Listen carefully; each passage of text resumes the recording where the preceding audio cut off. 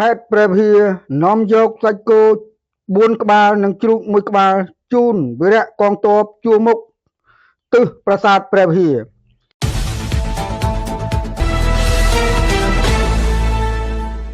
បង្ហាញពីភាពសាមគ្គីភាពរវាងសមរភូមិក្រោយនិងសមរភូមិមុខថ្ងៃទី5ខែកុម្ភៈឆ្នាំ2026ក្រុមអ្នកសារព័ត៌មានខេត្តព្រះវិហារបាននាំយកអំណោយជាគ្រឿងឧបភោគបរិភោគទៅប្រគល់ជូន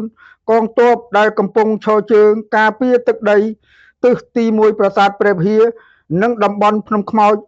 ដើម្បីលើកទឹកចិត្តនិងថ្លែងអំណរគុណដល់វីរៈជួនយើងអំណោយដែលបាន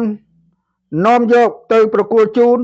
នាពេលនេះរួមមានសាច់គោចំនួន4ក្បាលនិងជ្រូក1ក្បាលសកម្មភាពសប្បុរសធម៌នេះកើតចេញពីការគៀងគរនិងអំពាវនាវរបស់បងប្អូនអ្នកសារព័ត៌មានទៅកាន់សប្បុរសជួន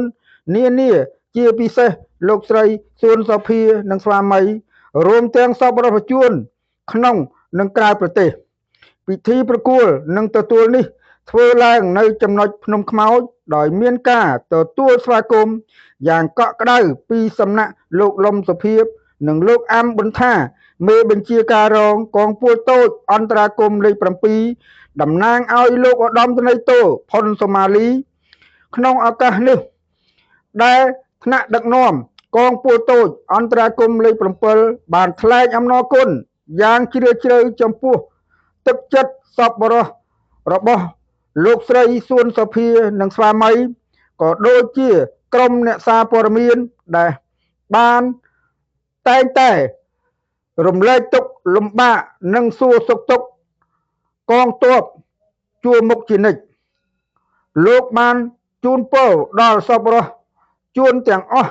ឲ្យជួបតែសេចក្តីសុខនិងទទួលបានជោគជ័យគ្រប់ភារកិច្ចរាយការណ៍ដោយខ្ញុំបាទកៅប៊ុនហេងពីខេត្តព្រះវិហារ